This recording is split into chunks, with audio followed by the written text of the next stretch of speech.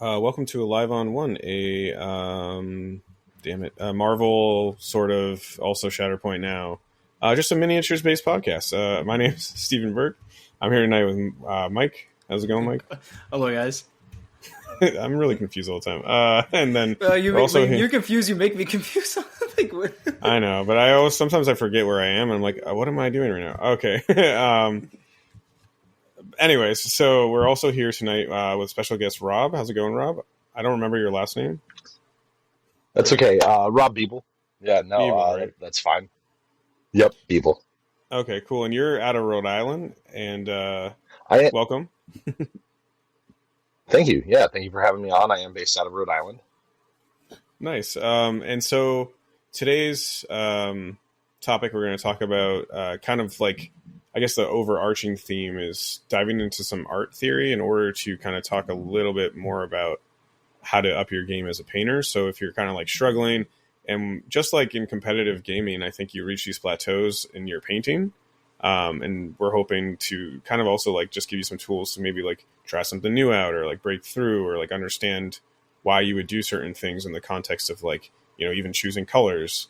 And Rob's got he prepared for this episode, so we're lucky to have him, because sometimes we don't prepare as much. But on kind of a caveat too, you know, keep this short and sweet.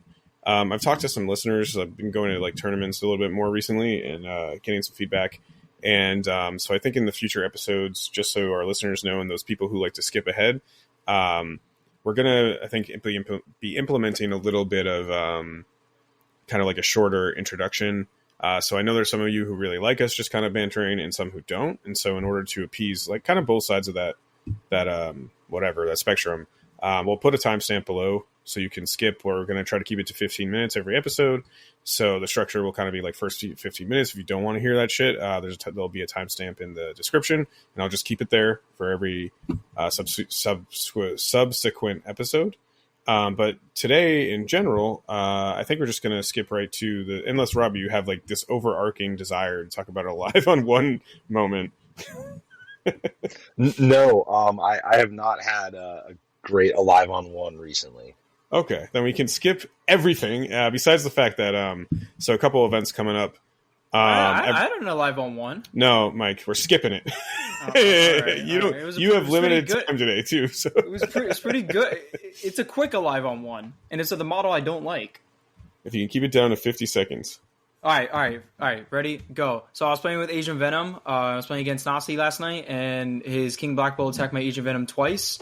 I thought he was going to die. He ended up being alive on one, and so he was able to beam his whole team twice. Nice. The beam actually didn't really do that much. Well, it dazed Gorgon and Ronin, but it didn't daze the person I wanted to daze, either King Black Bolt or Beast, because they're the ones with the extracts. But it was fun. That was my Live on One. And awesome. You kept that to about 30 seconds. Rush me. Woo! No, to be fair, that wrapped up quick. No, and the next activation, Asian Venom. No. Okay. Okay. To be fair, the episodes you and I have jumped on, Mike, have been like an hour, so I don't think sometimes I'm the problem. But anyways, so there's a couple events coming up. Captain Con, which I'm on Rob's team now, and also with John Falco, because that just ended up happening randomly. That's coming up in end of January. Teams, there's at least 3 or 4 signed up right now, so like make a team, join up. That's in Rhode Island. Jin is the TO there, along with Shane. There's a singles event on Friday too, so if you want to go singles or you want to do just the teams, like you have multiple options there. So that's cool. I think beyond that, most everything's kind of local now for the time being. A couple local tournaments here and there. So check with your local team. I'm actually hosting a local tournament in Westport, Mass, at Omnisource Games on January 3rd. So if you're in that area, feel free to stop by. I actually have 2 tournaments. One when this comes out the next day, Friday. So Friday the 12th, there's Gorgon Con in Rogue State, New Jersey. Jeff Stross is hosting that. I know it's going to be a little late by the time this episode comes out. And then December 28th, I believe, Top Deck Games is having another MCP tournament down in Cherry Hill, New Jersey. I plan Cool. on attending both of those. So if anyone's just listening wants to go, feel free to come. Yep. It's gonna be a good time. Yeah, and then I don't think there's any major events for a while. I guess quick news too, because we're only at 5 minutes. I am in the works of getting a link for everyone for the Alive on One charity event. So I talked to Brian Watson. Once he confirms dates with the store, we're going to be able to set a date and make a Longshanks for that. So again, we'll be donating to. I'm not sure if we'll do the same charity this year or not, because like I don't know where Nick is, but we're going to be donating to some kind of like biomedicine charity, and or maybe like depression, anxiety, because that's more my shtick. But anyways, so that stay tuned for that. And without further ado, we're going to dive into tonight's topic. I think that's the fastest introduction I've ever fucking done. So you're welcome. Anyway, so Rob, I guess like kind of briefly too, tell us a little bit about your background, what got you into MCP, and like maybe some contextual stuff around like why miniature painting and how that your I don't want to call it a career for lack of a better term, how your career in miniature painting has kind of like expanded and where you've gone with it. Yeah, absolutely. Like a lot of folks in miniatures gaming, I kind of started out in the GW realm of gaming. Starting out in middle school playing 40K, and then kind of got away from miniatures for a while, and then in the middle, like 2016, I kind of decided to get back in, started back in with GW, playing 40K again, playing some Kill Team once that finally came out. And then I saw MCP come out and was kind of getting less interested in 40K, and saw that this was a game that I could play a little bit faster. I could pick it up without having to put in the same weekly grind to stay in any sort of like, mildly competitive, footing. And just the quickness of the games was really nice. And it happened to be with an IP that I've loved since my childhood. Um, as far as like the miniatures painting thing, I really, in order to play the games, you gotta paint the miniatures, or that's part of the hobby. You don't have to do it. I take great enjoyment in it, so for me, it's kind of a have to. But I had always grown up taking a lot of courses in artistic studies. Ended up going a different direction in life just because of the necessity of making bills and my skills as far as commercially viable art is concerned. Yeah, But in with my head, painting miniatures, oh, sorry, Rob. oh, sorry, go ahead. I was just gonna say when I met you, for some reason in my head, I was like, oh, he like isn't. I don't know. I had this big idea in my head about your artistic background, but I mean, I think that happens to a lot of So us. I did I minored in sculpture and studio art when I was in college. I did a lot more of like robotic kinetic sculpture kind of near the end of my individual, uh, you know, creative repertoire there. Mm-hmm. So that kind of like got me into 3D printing a little bit, which I've used now in modeling and hobbying. Has So sculpture gotten that's really you nice. like applied at all too for you? Like it must a Yeah, I little mean, bit to a to some point. extent. Yeah. Yeah, I mean, I do a lot of kit bashing in 40K. I was an orc player, and so Oh, that's I've like done the a best lot faction of. kit bash. Oh, it is absolutely. And I, have done various things in that regard.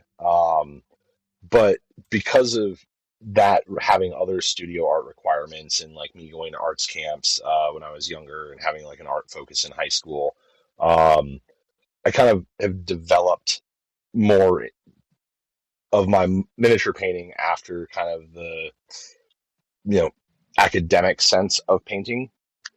So I do apply a lot of those concepts when I'm thinking about how I want to go ahead and paint something, and then the sculptural sense whenever I'm trying to kit bash something. If I need to make it look a certain way, I have to think about how these pieces will go together. Do they need an armature? Do they need some sort of material put in there, whether it's a green stuff or a mill putt?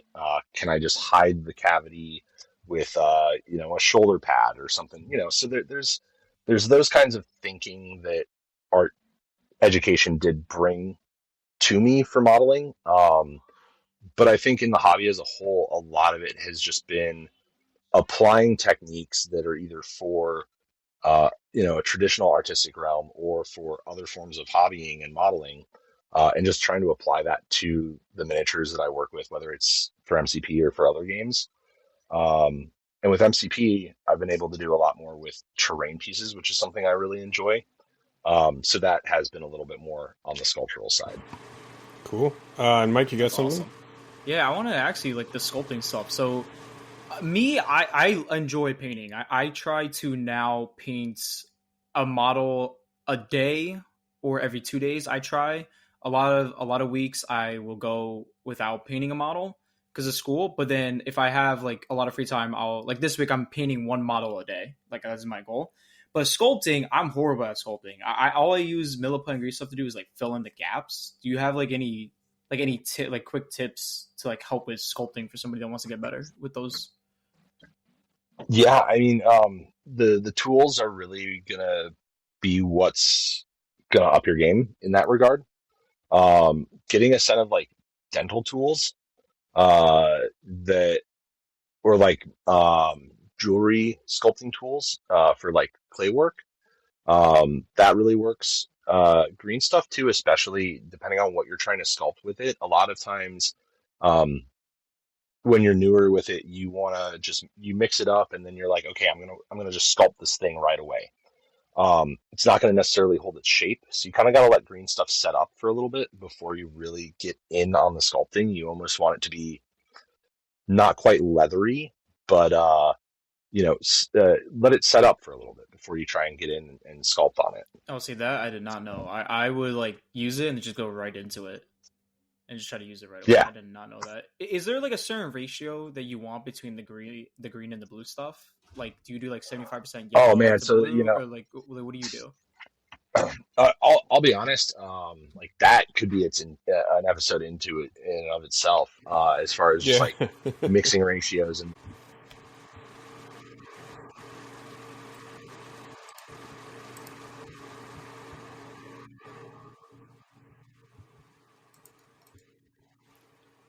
A centimeter, or like I'll do 3 centimeters of the yellow and 2 centimeters of the blue.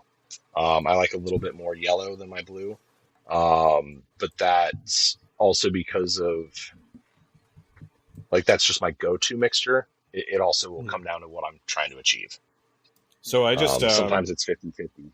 Robbie, you don't know about this, but we have like a we have like a calendar that has all of our like upcoming EPs, and like it has a floating idea list. I just added a sculpting section for like a future episode. So I think yeah, please, that's like something we'll do that I want to get better, man. So like all my the two main things I've always wanted to sculpt. So my Miles 1, I have him sculpted with the hoodie, and same with my Ultimate Miles. I'm almost done painting my Ultimate Miles, everything like how I want it. But I personally, I suck at sculpting, and I tried, like I genuinely tried for like weeks for both of them, and I just like gave up. And I had Purple Protocol member Dan, who's a great sculptor. He sculpted them for me. That's like the only time I ever go to anybody else for like commissions is like when I need stuff sculpted, I will go to him. But I genuinely want to get better at sculpting, so that is an episode I would definitely want to hear. Yeah. No, that could, like I said, be a whole episode. Yeah, I agree, and so that's why I put it on the calendar. But I think for tonight's kind of topic, well, thank you for walking us through, kind of like who you are, and you're local to Rhode Island, and I know you're trying to TO primarily this year, so I'm trying to build up that scene down there, which is great too, because another New England, that's sort of the coastal lower coast area, because I know. Like Portland, Maine is kind of like where a lot of other people play, and then Midgard, and then basically where Gin is too. So like starting up a kind of new area for MCP, and it'll be exciting to see like the player development there. I always like watching kind of like the player development in communities, because it like starts out, just kind of a bunch of people getting into the game, and then you start to see them get a little bit better, then a little bit better, and then you start to see some of them travel and like do really well at tournaments, and then it's just like really cool to see that kind of progression. So excited to see how you guys. I mean, I'm kind of local, but it's 2 hours away sometimes. So, but anyways, kind of moving on to the next to the theme. What do you have for us tonight, Rob? Yeah, And so where do we begin? I don't even know. we had been yeah, no, when we first kind of talked about having me on talking about painting and that sort of thing, I wanted to kind of talked about my approach to it. And as I said, I do take more of like an academic approach to it, a traditional like artistic approach. So with that, like I really dive into color theory a lot when I'm painting. Um, and so color theory, like goes as far back as Aristotle. Um, Mm-hmm. and it, yeah, it's got three primary principles. So when we're talking about it, a lot of times people think about it from the sense of the color wheel. Um, for all intents and purposes, really, the 12 color wheel is the easiest to digest and like the best jumping off point, because we're all familiar with the colors by and large. So you've got your primary colors, your red, yellow, blue, your secondaries, which are your mixes of those, your green, orange, purple, and then your your two name colors, that are mixes of primaries and secondaries, which are your tertiary colors. Um, and the way that this conversation about color, and concept of using it as a wheel works when we're discussing how to improve your painting, really comes into how color harmony works within color theory. And so color harmony is discussing how pleasant arrangements of color attract or could in fact repulse a viewer. Um, if something's too boring or if something's too chaotic, um, we reject it in our brain. Hmm. If it's Well, like boring, we lose interest in it. I'm thinking of the tritones in music. Like those are, the Yeah, warning bells were repelled by those kind of like sirens or tritones. So it's kind of like a similar concept there. yeah, exactly. If you go into a place and it's all, the same color white everywhere, that's Mm. really boring. You're not going to want to be in there. Uh, if you go into a place where it's Jackson Pollock every inch of the room, that's so chaotic. You're probably not going to want to stay in there either. unless you're me. Um, sure, and like that's actually something that when we do talk about harmony and like we talk about context, especially in color theory, like the relationship to color of an individual is ultimately related to like their Psychology, their to some extent. emotions, Yeah. social and psychological states. Mm-hmm. But when we're talking about like doing this as far as painting with our miniatures, a lot of that terminology within harmony can be applied to things that we maybe overlook within our painting. So, like, one of the primary harmonies in color theory is amalgamous colors. So that's any three colors that are side by side on the color wheel. So, like yellow, yellow, green, and green. Uh, they're all right next to each other. So while they appear very similar, very analogous, um, they're in a harmony that's attractive to our brains. Um, that can be really used for like your shadow play and your highlight play on a miniature. Um, Dude, I love everything you're talking taking, about right now. yeah, like especially if you want to like really take up an edge highlight. One of the things that I'll do is I'll start with a red on the boldest portion of my edge highlight. And then I will go to like a red orange and make that a little bit less and more towards where the light is focused.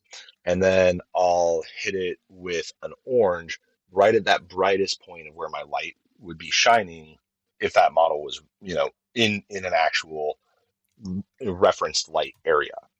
And so that analogous harmony there will like push up the illusion that a very bright light is hitting that point on that edge.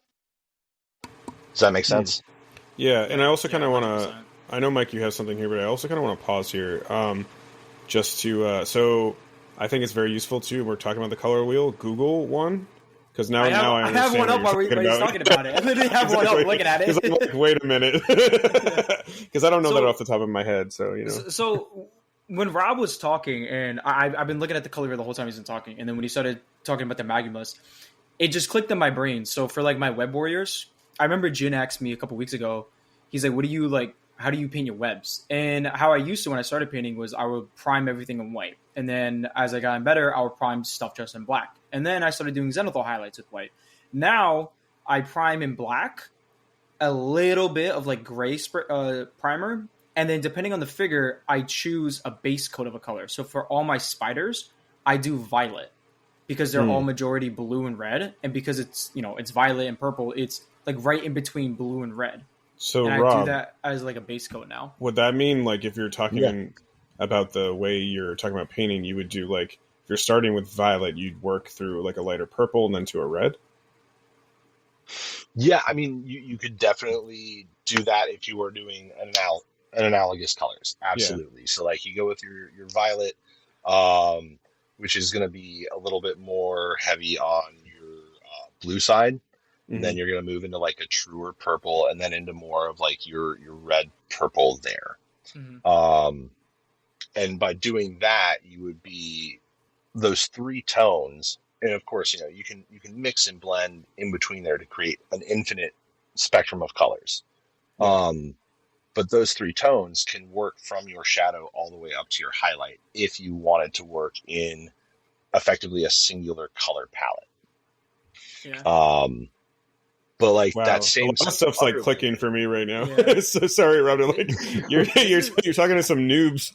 Yeah, no, this is like great. This is gonna be great for listeners. So like if you have like a leg, say like you're doing like jeans and you want them like a bluish green, you can kind of do the in between of that as like your shadow From blue to yellow, right? Yeah, exactly. It's like this really encourages me while I'm painting to just have a whole color wheel out now. And it's funny, my mom bought me a color wheel last year for my birthday, and I don't use it. I really should just now when I paint just have it right next to me. Yeah, I agree. Honestly, referencing a color wheel is a great idea. Whether you keep it right next to you or whether you just like pull it up from time to time and are just like, okay, I really want this color. Well, okay, how do I want the other things, or what other colors can I draw from, and other relationships? And like analogous is just like your first of the like common or simple harmonic agreements. And the next one, like, and this kind of like dovetails into it, is complementary colors, which we're kind of already familiar with. Those are two colors that are going to be opposite each other. So like red and green. The reason why those two colors go so well together is because they're opposite each other on the color wheel. Okay. And so when I'm painting, also orcs, it's Christmas season. It is Christmas season. There you go. But like when I'm painting my orcs, one of the things that I'll do, if I want to get like a really detailed green, with some like heavily emphasized shadows, is I'll go through and I'll actually base coat the model, after I've primed it, in a purple, and then work my way to a green, because the purple and green play off of each other to create kind of this like transitional color. And when you say work up like to, you're talking about blending? I'll blend up. So like what I'll do is I will put in yellow as an in-between. And so that actually like goes into more of like a tertiary, or a tridac, which is three colors that are equidistant from each other. So they function very much like complementary colors. But kind of moving your way around the colors so that way as they blend together, you're getting the transitions between them, and you have this very deep, like the purple creates more of a orangish brown as the yellow and the green get layered on top of it because of the way in which the colors in context to each other appear. And so like all right, let me try and draw it back. Explain that to me as if I was a 5-year-old. No worries. All right. So the way in which these harmonies work is that they create context between the colors, and so that's the relationship that colors will have and how they will look next to each other. So like if you paint black or red directly over black, that red is going to really, really pop because there's a ton of contrast between those two colors. But if you paint that same red over, let's say, an orange, it's not going to pop as much because they're close to each other. Do you see what I'm saying? Yeah. Yeah, that makes total sense. Oh, now I know why some of my paint jobs are crap. Right, and like you know, I say that to myself too because I'll look at stuff and I'll be like, oh yeah, no, I used a color that just doesn't look good on or next to the color that I put it next to. Yeah. They're too similar, or they don't read the way that I wanted them to. I guess and like you can do this by. Sorry. Oh no, that you're fine. Like you can do this by you can do an experiment where you paint out two squares that are similar colors to each other. So like, let's say a lilac and a violet. So like a deeper purple and a lighter purple. Lilac. And then you go and you take a blue color paint and you put just a stripe of that blue color on top of both of those squares. That blue stripe of color is going to look different on each of those squares, even though it's the same color paint. And that's just because of the way that our eyes are receiving the information. Okay. That makes sense. And that could be a cool experiment too. Like, I guess if in the context of miniature painting as well as like, so, you know, there's a lot of models out there with like an arm and like a shoulder pad, for example, and like just painting the flesh arm or painting the flesh a different color, you know, because I don't know, we're in sci-fi, so maybe someone has purple skin or something, but just seeing how that looks, right? Just because like you're talking not only about like what goes over something, but also like two colors next to each other on different like parts of the model. Like that also can attract the eye in certain ways, correct? Absolutely. And so the reason that's important to kind of keep in mind when you're painting is that we want our models to pop one way or another. And in miniature painting, there's generally two main schools of thought that I've heard about talk commonly. One is the 3-foot model. You know, I'm going to paint this model so that way at 3 feet away, it looks really good. And you can tell what that model is. You know, that's Black Bolt, that's Rogue, that's She-Hulk. Wolverine, you know, you can tell from 3 feet away. Wolverine. Yeah, you know, even though he's real small out there. Super giant. Giant. Exactly. Like, we definitely. I still feel like you'd be like, who is that? That's a whole different thing. Yeah, I've never seen that model before. She's not good. But, you know, at 3 feet away, that model is going to look good. It's going to catch somebody's eye, especially if you're playing in a shop and, you know, maybe somebody new is walking by and they just see it at 3 feet. It's going to look great. They're going to be interested, want to come over and take a look at it. And then there's the 3-inch model.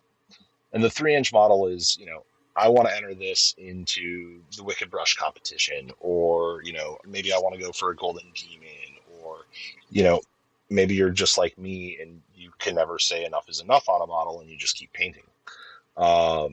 And those are models that are supposed to be viewed real up close, you know, have the photography done on them. And they're going to be different schools of thought for painting. But in both instances, by using harmonies, you can, and really paying attention to the way in which you're applying your colors, you can make them pop. And I think that pop doesn't necessarily mean that they have to be bright, but that they fill in the style that you want. And I think a lot of times when we look at models and we, maybe don't have as much of a background in art, sometimes and even I did this when I was first getting into model painting, because I was like, oh, it has to be so totally different. Is I really kind of ended up with these flat colors of, I'm going to paint the whole Space Marine, the one color that it is, and then I'll throw on some Nuln Oil, and boom, now it's got shades. Hey, like, Nuln Oil is amazing. Hey, look, skill in a bottle is great. I would personally recommend Tamiya Panel Liner, but that's... I just got that last week. Amazing. Oh, cool. One brief note on Nuln Oil, though. So, like, Rob, the way I like the grimdark style, and so that's heavy shading, like a lot of contrast. Mm-hmm. And now I'm realizing I can speak in this vocabulary because you've talked to us about this. But, and I think I'm getting even more into like cacophony kind of contrasts. Like really, really, really bright colors and really, really, really dark recesses. But anyways, this is all to say that the Nuln Oil that was produced, they updated it a couple years ago, the recipe, and I can't use any of it anymore because it doesn't like have that kind of like matte finish, like deep matte finish where it like changes the whole model's texture, which is texture is a whole nother thing. Yeah. But one of the things I'm realizing is like, if I want to ever paint after I run out of the current stuff that I have, I might be in a pickle. So, you know what I encourage you to do? So I have two things I want to say. One, regarding the Nuln Oil, I encourage listeners, instead of buying like GW shades, buy inks. Like inks from Michael. I like oil inks. One, it's cheaper and you get more. It's like half the price and it's better for the long run. And you can use inks as washes. You can use them in an airbrush. I've been loving inks. I don't buy washes anymore. And I just have a bunch of inks. And it's great. Another thing, I think a big thing I'm getting from you talking, Rob, is a part of a model. So let's say like orc skin as an example. Whatever you want the final color to be, you don't start in that color. You start from the opposite end. You just build up over it. That's like a big takeaway I'm getting. That is one way that you can do it. Like that is a stylistic approach. So orc skin, it's funny because I have about 6 different recipes that I use, depending on the type of finished product that I'm looking for. If I'm just painting a boy, or like a Gretchen, or something that I got to paint through 60 of, I'm gonna go ahead and do like a black base coat. I'm gonna do a dry brush, or a zenithal. I might even zenithal and then like with a medium gray, and then dry brush up to like a warm ivory or something like that, and then do like a titanium edge highlight, almost like I was doing a slap chop. And then I'll run yellow over that, and then a green shade over that. Oh, wow. And like, right. So like that case, I'm starting with the black. I'm still getting a very vibrant green at the end. But I'm not worrying so much about trying to get those rich colors because it's not a centerpiece model. Yeah. That's that. And that is I guess that's also another thing is like it's how much time do you want to spend on the models? Is like a good way for listeners for you to realize for painting. If it's like your favorite character and you want them to look good, it might be worth it to spend 4, 5, 6, 8 hours, however long, to get them looking the best that you want. Or if it's like a model like me, like Echo, and I spent like an hour on her, it's like if you don't really care that much. Yeah, and like that's one thing that I'm sorry, go ahead. No, I was just going to say this kind of goes back to our conversation with the color wheel, because I'm sure like using some of these, tips and tricks by looking at like complementary colors is a quick way to paint a model decently so the colors are popping, right? Like, I feel like that's got to be true. Yeah. Yeah, and like by doing those sorts of things, looking at the different, whether it's like an analogous harmony, whether it's a complementary harmony, if it's a tridact, or what are the different types of harmonies here? Like, what are some ways you can use the color wheel to like quickly go through, like, make a really great scheme, sort of? Yeah. So, like, let's say I'm going to go ahead and do something that is. We're going to go with the yellow, green, green for analogous. And I'm going to use that for my highlights. Green is, so let's say we're going to be doing this with, let's go with Electro. I don't know if Sean he's like green that. and yellow. So like that's a character right there. Rob, you're like, shut the fuck up. I love it. Continue, sorry. Oh, I'm sorry. Should I not be talking about this character? Is that? I'm just kidding. If you, Sean, our fellow podcaster, can't stand Electro, so I'm just making it. Okay. Joke. It's like Sean. He loves Spider Foes and he doesn't like Electro. It's like how I love Webs and I don't like Ben. It's like, yeah. Well, all right, then let's say Viper instead, because Viper. I think Even better. Okay.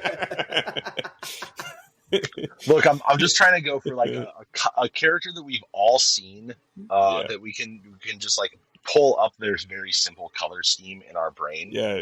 No, we're just being dicks. I love how this episode we're talking about MCP models. We're picking all like the trash models. So. All right, give me a better model then that has a primary green. No, Viper. Viper's fine. Viper's fine. Oh, Vulture could work too. Oh my god, no. Vulture, yeah. Okay, Vulture. I'm getting us in trouble, aren't I? I'm just realizing a lot of the MCP models that aren't that good are green. How about Green Goblin? There we go. There we go. All right. I knew we would get to it eventually. So Green Goblin. All right. So we've got purple and green. Those colors are going to. We actually see them as what's known as a nature harmony in a lot of instances. So it's something that doesn't always conform to the technical formulas of harmonies, but we'll see it out in nature. So you'll see purple flowers with green leaves, right? The way in which they go together on the color wheel, I don't think they're direct opposites. If I'm sorry, let me pull up my wheel again. They're sort of opposites. Yeah, I'm looking at here. Yeah, sort of. So they are. Yeah. So yellow, green, and red, violet are going to be complementary. So we could actually go off of that. So we're going to make red, violet our primary color for the purple portions of his armor. So that's like his gloves and like the back part of his mask or of his helmet, right? Mm-hmm. And then we're going to go ahead and now I have make to pull up the model. yellow green. So we'll make yellow green his primary color for all of his green portions. So with that, what we can then do is look at the analogous agreements. So for the purple portions, we'll make violet or purple his shadows in those areas. Mm-hmm. We'll make the red, violet our kind of our mid-tone, and then our highlights will mix in some red for that to kind of make it a little bit brighter. And then on the green, same thing. We'll go with a full green for his shadows. We'll go with the yellow green for kind of those mid-tones, and then we'll hit it with a yellow or mix in a little bit more yellow to that yellow green in order to get your highlights. Oh, okay. So right there, we've just taken the complementary colors and the analogous colors from those in order to make a full color range on that model that gives us our shadows, and our highlights, and it'll really make it pop to our eyes. Cool. Wow. That's so. I guess I'm trying to explain this to myself like I'm 5. So you take a color, kind of opposite. You pick 2 colors basically, or you pick 1 color, and then you go, okay. So I'm going to do a different color scheme. So we'll go with like Word Bearer Space Marines because they're red. So you pick a red, Okay. and you're like, okay, then we're going to make, I don't know, their trim a green. Or a blue green, so it'd be like an aquamarine, and that's kind of the same thing. Well, so that's if you're using the complementaries. So let's just look at the reds then. All right, let's just look at the red on their armor. If you do like a red violet for their undercoat, and then you go to where like the majority of their armor is going to be red, and you put that red over it. Almost like if you're using not quite a dry brushing or a wet brushing technique, but if you're intentionally leaving your shadowed areas untouched, you hit your red over that. And then on your edges and your places where your highlights are going to go, you'd step yellow. Up to a red-orange. Yeah, okay. Yeah. Okay. It just clicked. Well, okay, yeah. I have to leave in a bit. I have one question before I go from me. 2 of the hardest colors I find to paint, ironically, like if the model is primarily that, is like black and whites. So like white, like stormtroopers, like white scars, or like, you know, stuff like that. And I guess like black, easiest things like black Templars or something. How would you go about painting a model that's primarily black or white? All right, so when you're dealing with black and white, like you really get into the discussion of tint, shade, and tone, and your values. So like tint in reference to color is how much white is added to a color. Shade is how much black is added to the color. And tone is how much gray is added to it. Value is then how light or dark that is. Does that make sense? Yes, that does actually, yes. All right. So when black is actually a really, really hard color to paint, white is an incredibly hard color to paint. Yes, right? I didn't expect that when I started painting. I didn't expect those 2 colors to be really hard. So there's the monochromatic way to approach it, where you're just using your tint, shade, and tone, and playing with your values there. So what I do with that is usually I'm going to go in with like a darker gray for my base layer. Then I am going to work up to like a medium gray. Then I'm going to go back and do my highlights in a gray that's almost white. So it's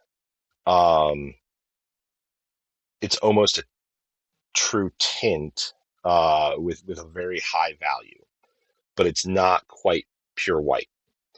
And that's going to be primarily the white color on that model. And then I'll go in and do my actual highlights in titanium white. So very little of the model is actually white. Or if I am using a white, I'm doing like a warm white that actually has some yellow in it. Or maybe a little bit of like orange in it. That's why they say use like purples for black too. Like you can use purple. I'm gonna have to try that now on my next Clone Troopers, I think. And actually, like you can with blacks. One of the things, especially when you're dealing with shadows, to like cut through hours of discussion and back and forth on it. Your on black, your shadow is red and your highlight is blue. Wait, what? Wait, why?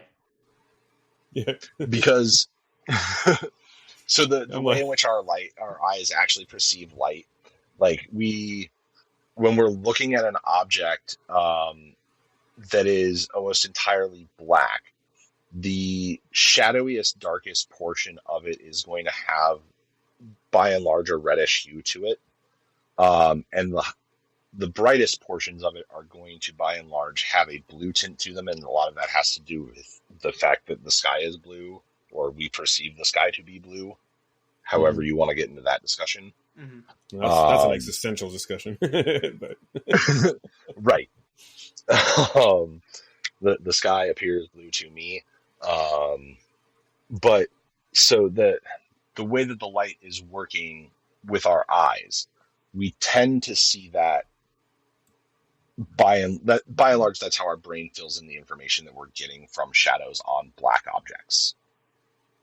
I'm I'm sitting in a black chair right now, and I'm like, okay, actually, that does look a little red, and that does look a little blue. Yeah, dude, I have a black chair, and I'm literally doing that. I'm looking at my desk, too. I'm like... If you're driving, don't look down towards something that's black. Just 11-1 is not responsible for any traffic violations.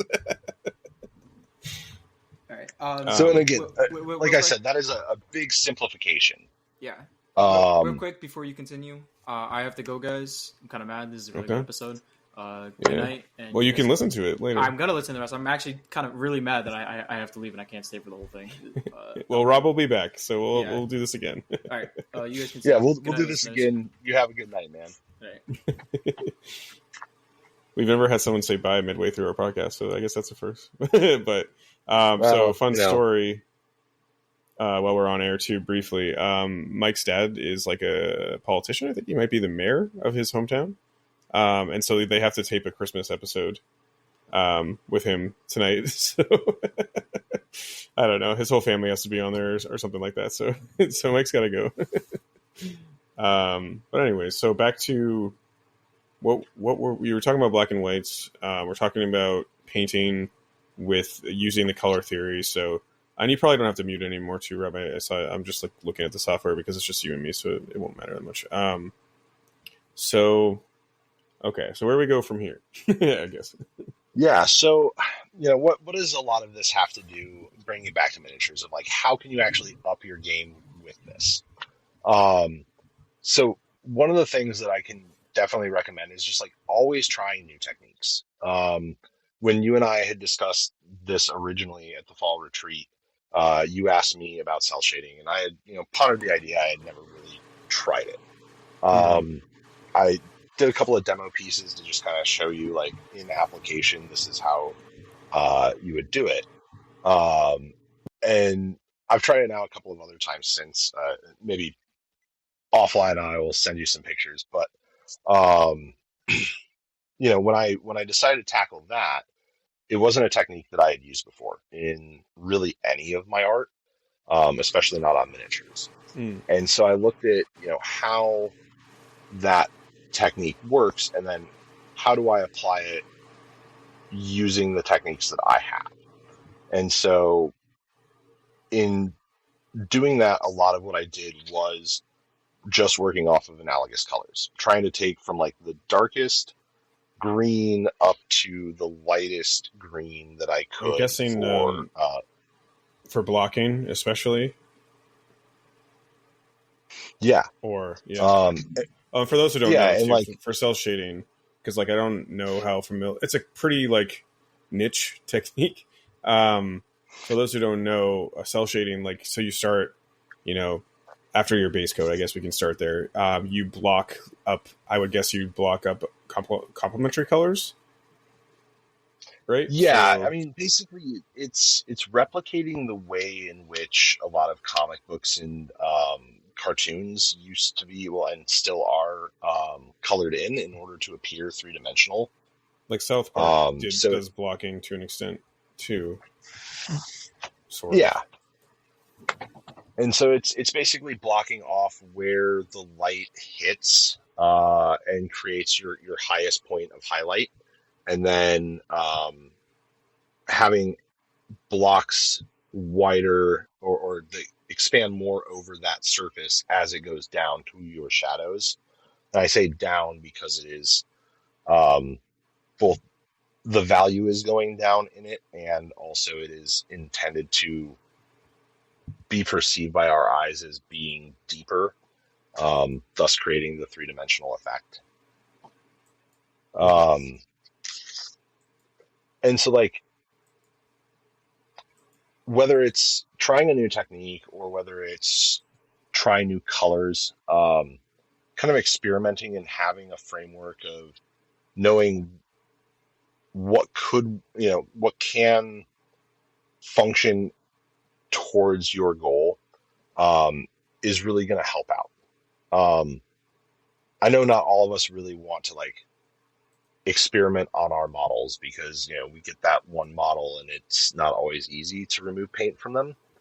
Yeah. Um, so there's a lot of times where like I will paint and repaint one of the little barrels that we got in, what was it, like the NYC terrain kit or whatever. Um, Yeah. because it's like I don't care if this barrel gets 18,000 layers of paint on it eventually. Like it's something I can test on. Obviously, I'll never go that thick with it. But like using parts of a sprue to test your colors on. That's something that I do a lot. Is I will prime my sprues and I will take a portion of the sprue, put it next to the model that I'm painting, and will paint the first layer that I'm putting on there, and then let that dry. And then, okay, I want to test how this next layer is going to go on. I'll actually test it on that piece before I'll put it onto a model. So that way I kind of already have an idea of where I'm going to go with it. Makes sense. Yeah, so like a lot of the tricks that I've picked up are just things about being aware of how my paint is going to work once I apply it to the model. Preparation is like probably the least fun part of painting in my mind because I just want to like be in there with my brush and be painting and have a good time. But a lot of planning, especially with when I do a piece that I'm intending to have be a centerpiece, or like when I'm doing a commission piece, and somebody's really expecting a certain level of painting, I find that making a plan goes a long way. Yeah, it's funny. That almost applies to everything in life. Right. Yeah, I don't that know. makes I sense think you though. can wing it sometimes. Yeah, I tend to. I mean, I know you and I have talked offline. I'm more of like the winging it type of person, Hmm. but that I think if you are like, and I'll say this as like a lesson to listeners too. Like, if you are a winging it type of person, I'm now like sitting here thinking like, oh, I just put like a little bit more prep into some of the stuff I'm doing. My models would turn out like that much better, you know. So I think it's worth the investment, and like that's a that would up my painting game, you know. So there we Yeah, go. and I mean, one of the things that we had talked about offline was, you know, in going back to the cell shading, well, how do you determine where that light is going to be? And what Mhm. I was doing, and the way that I do a lot of my models when I'm trying to set a hard light, is I'll take a picture of the model when it is primed black and with a light source on it. And I will constantly go back to that picture that I took of it and say, oh, this is where the highlights are supposed to be. This is where the shadows are supposed to be. Do you So turn the that way, if flash I on lose too to it, get like a really drastic? yeah, I mean, if Um, that's the light that you're going for, absolutely. And play with the light, have fun with the light. Because, I mean, really, ultimately, what we're painting is light and shadows. mhm. Yeah, And, yin like, and in this yang, game, if you especially, will. there, yeah. But, like, in this game, especially, we've got characters that are shooting energy blasts out of their hands and, are flying on jet propulsion. And, there's a lot of room where, especially once you kind of get those general techniques about light, you can start playing with like object source lighting or ambient source lighting and how those superpowers might be lit up, or Mm. the rocket boots might, and how the smoke might interact, and all of that just comes down to figuring out the colors that you want, the images that you want, and how to use the agreements of color to achieve it. Yeah. There's a lot of that in Shatterpoint too, like the smoke stuff coming out, like jetpacks. There's a lot of minis like that in that line, at least. So they probably could be like good practice pieces, right? To play around with like reds and yellows and light for the jetpack. Oh, absolutely. Stuff. Yeah, And I mean, kind of like you that. know, like anything like that where you're going to have something built into the mini. A long time ago, I was told, try something new on each mini. It doesn't have to be an extreme jump, but try something new. Push yourself a little bit further. And if it's the jump packs, try and get more of that glow out of it. Try and push where the color will make it look less like just smoke and more like maybe there's some fire in there. Looking at reference photos, especially if we have something in the real world like what Fire. does the propellant, fire coming out of a rocket actually look like? Well, you can go and get a reference for that, and you're not going to get it right your first try. I don't get it right, and I've tried more than once. But using those kinds of things as references, real references help. So I'm looking at an image of a rocket right now, and I'm seeing like the purple and like referencing back to the color wheel. I'm like, oh my god, it makes so much sense. Right. It's so cool, actually, though. Well, and when I had first started talking, I said, color theory, at least in the West, goes as far back as Aristotle. One of the things that we've kind of learned, a combination of like color theory and history and all of that, is that our ability to perceive color is largely largely correlated to our ability to describe color. Mm-hmm. So when we didn't have names for colors, if we didn't have ways to describe them, a lot of them kind of got lumped together. So like purple, violet. It's a good example, probably. Yeah. There's a lot of that. Like you'll see historical texts where they reference the ocean as green because they didn't really have a word to describe the blue that it was. And you don't really see a lot of that vocabulary start to expand until we started to like really get serious about textile dyeing and those sorts of things. So by and large, taking that into account, like our brains don't always fill in colors that we can describe. We'll see something and be like, oh, that's red, but it might like some scientists might be able to tell you that it's such and such type of red with hexadecimal number, whatever. But like to us, it's red. Right. And you can have a lot of different tints and shades of red. You can have a lot of different tones of red. And that those subtle differences between them all are going to do a lot to expand that color's range. And so that's why a lot of times when you'll see painting tutorial videos, they'll tell you as you're stepping up in your color, kind of mix the two together to make a smooth transition. And that works really well if that's what you're trying to go for. But if you're trying to go for something that is more direct and bold, like the cell shading, you need those hard lines. And so a lot of it comes down me, I paint very contrast based. Like I like that stark, no transition almost. That's really cool. You've definitely given me a lot to think about as well. Yeah, because like you can look at how all of those different things apply to each different style depending on what you're trying to achieve. Yeah.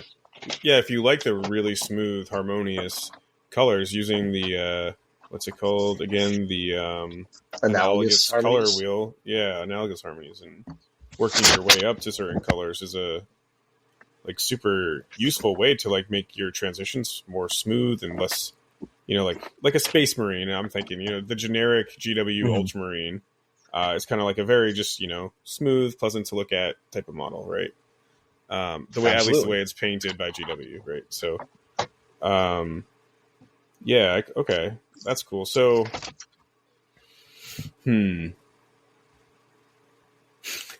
well, what else do you wanna you wanna touch on? I think probably like the really like the tricks for upping your game that I can recommend is, you know, above and beyond color theory, like because I'm a big stickler on it, obviously, Hmm. um, is something you guys have touched about on other episodes is finding your own style, finding what works for you. Myself and countless other people on the internet are going to tell you 1,000 different ways that you should be painting your models. Hmm. Um, we're all wrong, Yeah. 100%, because they're not our models; they're your models. Um, the only time I'm going to try and tell you how to paint your model is if you send it to me for a commission. Or like Um, ask you for advice or something, you know? right. Yeah, if you ask me for advice, and even then, I'll still give you the caveat of like, it's your model. You don't have to listen to me. Hmm. Um, I will say this you too, know, since we're on this topic as well, Rob. So I had an interesting. This is another art kind of discussion here in the realm of miniature painting. So I was at Everwinter this past weekend, and there's like a I don't know what they call it, but master class painting competition. I didn't enter mhm. it or anything, but I was talking to someone who did, and they were going over. They didn't win, and I guess one guy won everything, and they were going over. We were just having I think Jin was there too. We were just kind of talking about like discussion surrounding like the rubric, and at a certain point, I brought. He was talking about like what they were judging on, and like this guy's stuff was beautiful. He was at the Alive One charity tournament. I'm blanking on his name right now, but like I think it's Ping. Um, but like they were talking about the rubric, and I was like, that seems like one, kind of like you're talking about. Like I say, like you had another school of thought that wasn't like color theory based. Like I don't know what that is Mhm. specifically, but they were talking about the rubric in context, like it'd be like you judging it on color theory and someone else judging it on like some other set of terms. And I'm like, yeah, but and I brought in just a question of like, what if someone wanted to paint their models like Jackson Pollock? That doesn't mean they're bad. It means they're bad by that rubric, right? So like painting competitions are a whole Right. So nother that comes beast. into context, Hmm. like, and that's something that is really important in art in general. Um, is that like, how are you trying to paint? Like, how are you try if you're Like trying to paint for intentionality that behind it. rubric, right? Like, then you should paint for that rubric, and you'll know generally what that is. What would Hmm. have won Golden Demon, or the something that was quote unquote heavy metal back in the days of GW heavy metal. Yeah. Like, that was the pinnacle of miniature painting at the time. Now that is often referred to as like a retro style. You could do a very refined version of that heavy metal style painting and enter it into a modern painting competition. But because of where the miniature painting world has kind of shifted to, your chances of winning are probably going to be very slim. Um, because that's not the style, that's not what's in vogue. Yeah. That's Um, an interesting we see it, discussion. yeah. Because I'm looking. I just googled some heavy metal. I'm trying to find like a good example, but it is a lot different than what we're seeing now. Um, even still, like some examples they have up on like the internet are like still like using a lot of like modern. Like there's a ton of non-metal metallics in like painting competitions you see all the time. Oh Things yeah, like that. yeah. And some of Yeah. those techniques are still used. I mean, I personally prefer true metallic metal, but that's getting nitpicky. Yeah. Um, Also, there is a Waller mentioned it earlier. There's like a time thing, right? Like non-metallic yeah, metal takes forever. So, yeah. if you don't want to spend that, if you're doing like I'm thinking of maybe not an MCP model, but like, some of those GW models, like that turtle in AOS for like the CLs, Hmm. if you did every single like hexagon on the turtle's back in like a non-metallic type of metal, or I've seen people do that too. Oh If yeah, you want to do that, that's fine, but like that's going to take you hours, you know. I mean, like, to be realistic, the people that are entering those high-end competitions are spending hundreds of hours on the model that they are submitting to those competitions, like the Golden Demon. Yeah. If not more. Some of them are putting in thousands of hours into that piece.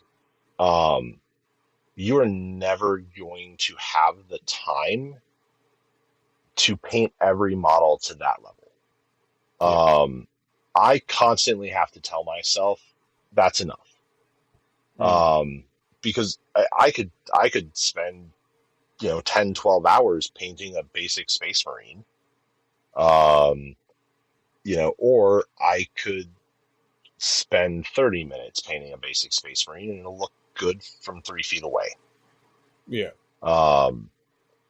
And the other thing too is that, like, as long as you're not making your paints too overly thick, you can generally go back and repaint with acrylic model paints. Yeah, that's true. Using color theory too, you can then go, oh, okay, well, this area might need to be changed this way. And as you're doing that, you'll work with the colors you already have on there and end up with a much nicer model than you would have if you just tried to like completely base it out. Oh yeah, so it's kind of like a touch up, so to speak. Yeah, I mean, there's when I first started getting into MCP and even for a while after that, I was trying to just rush a lot of my stuff to be ready so that way it was recognizable for play. And actually, I think you might have been there. Jen and I were having a conversation about it. But for me, like, a lot of those models, when I rushed them to that recognizable point, what I did was I actually set them up so that way I could go back in and finish them out to a higher quality because I've basically laid all of the groundwork for what I would be doing anyways with the full painting. Mm-hmm. And so, like, don't be afraid to go back and repaint something. Don't be afraid to take some simple green to your acrylic paint and get it off and repaint a model. If a model doesn't look good to you, it looks good to 20 other people. Yeah. Yeah, I've also noticed that too. We're just like competitive gaming. We're really, really, really hard on ourselves for painting as well. Oh, absolutely. It doesn't matter what kind of art it is. The worst critic is always the artist themselves. I entered a piece into a few competitions that, I've had a lot of people tell me is a great looking model. It's a heavily kit bashed dreadnought. It's decently painted. It's definitely show quality. You're being hard on yourself. Exactly. Yeah. Just you can hear as I'm describing it, and like, man, I will. If you ever want to, I will spend hours telling you everything that is wrong with that model.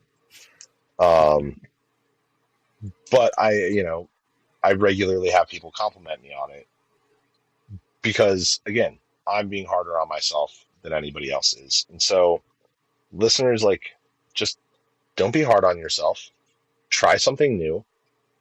Be okay with messing up because it's only paint. We can fix it. Yeah.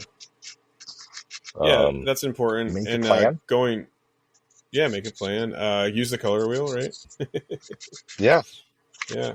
I think like that tool alone, the things you've described here, and I think, when you come back on and we talk, because I told you to, like, our intention is to like get more of these episodes in the rotation because we're, despite being kind of like all competitive ourselves, like, I think at least Waller and I like take, and a lot of our listeners take like painting like pretty serious. I don't want to say seriously because it's a fun thing, it's a hobby, right? But like that's what keeps us coming back to playing these miniatures games in the first place. It's not because I've shifted game systems. I'm breaching 40 years old, not quite there yet, but like, like I've come back over and over again. And it's not because like I want to be the best at the games that I play. Well, to some extent, but it's mostly because like, I'll take a little break and then I'll come back and I'll just start painting.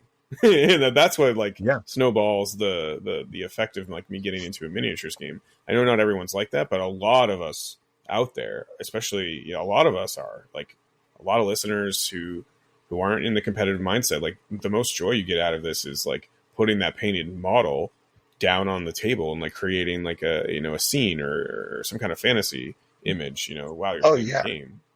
And it feels real good when you've got your painted model and you put it down on a nice, mat that has a good print on it, and people have put some nicely painted terrain on there, and your opponent's model comes on up, and the two of you are contesting that, that point, and it looks so epic when you get down onto the miniatures level of like, oh wow, Namor and